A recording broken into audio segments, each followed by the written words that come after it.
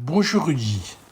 Le sujet que je voudrais traiter aujourd'hui n'a pas de rapport direct avec la pandémie Covid, mais est aussi un péril majeur pour l'humanité, la résistance aux antibiotiques. En effet, aujourd'hui, la résistance aux antibiotiques est considérée comme une urgence sanitaire. Le G7, il y a quelques jours, l'a rappelé parce que réellement, il s'agit d'un gros problème.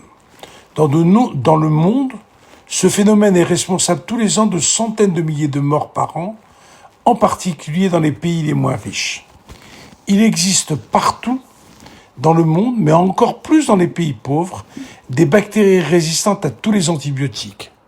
La cause principale est connue et reconnue de tous.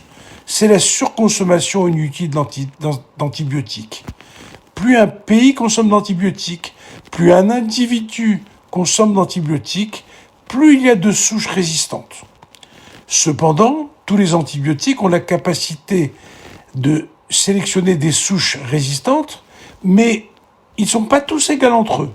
Certains sont beaucoup plus inducteurs de résistance que les autres. En particulier, des familles comme les céphalosporines ou les quinolones, mais aussi l'azithromycine ou Zithromax.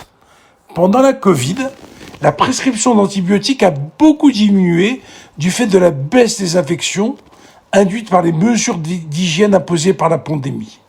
Mais malheureusement, l'antibiotique qui a souvent été utilisé était l'azithromycine.